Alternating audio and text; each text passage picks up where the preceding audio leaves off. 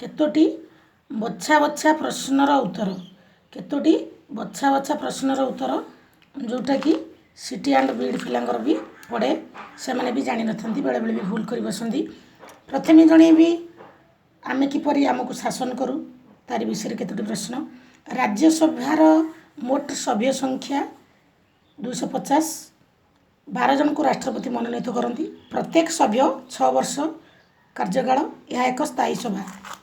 लोकसभा सभ्य संख्या 545। 2 जन को मनोनीत करती। प्रत्येक सभ्य 5 वर्ष रुहति। विधानसभा होची सभ्य संख्या होची 147। प्रत्येक भावे निर्वाचित होती।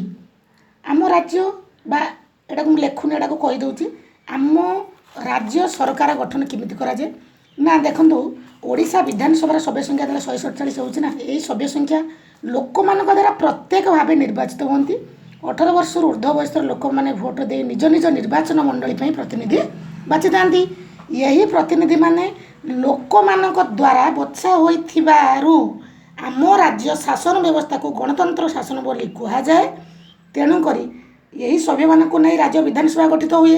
राज्य विधानसभार संख्यागरिष्ठ दलर नेता को राज्यपाल मुख्यमंत्री रूपे नियुक्ति करती। मुख्यमंत्री परामर्श क्रमे कैबिनेट मंत्री राष्ट्रमंत्री उपमंत्री नियुक्त करती। सबु मंत्री मिसिले मंत्रिमंडल हुए। मंत्रिमंडल साधारणतः 5 वर्ष पर कार्यरत। जड़े जड़े मंत्री अधीन एक बा एकाधिक विभाग थाए।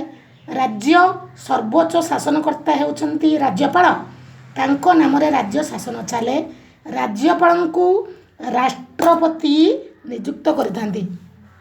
राज्यपाल को किए मनोनीत करिथांती ना राज्यपाल को राष्ट्रपति मनोनीत करिथांती। आज मैं जनइली केतोटी बछा बछा प्रश्नर उत्तर सिटी एंड बीड पई। राज्यसभा सभ्य संख्या 250। 12 जन को राष्ट्रपति मनोनीत करती। प्रत्येक सभ्य 6 वर्ष यह एक स्थायी सभा।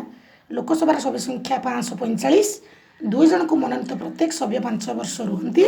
विधानसभा सभ्य संख्या 147। प्रत्येक भाव निर्वाचित होती।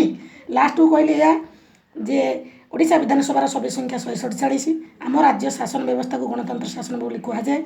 मुख्यमंत्री परामर्श क्रमे कैबिनेट मंत्री राष्ट्रमंत्री उपमंत्री नियुक्त होती। सबु मंत्री मिसिले मंत्रिमंडल हुए।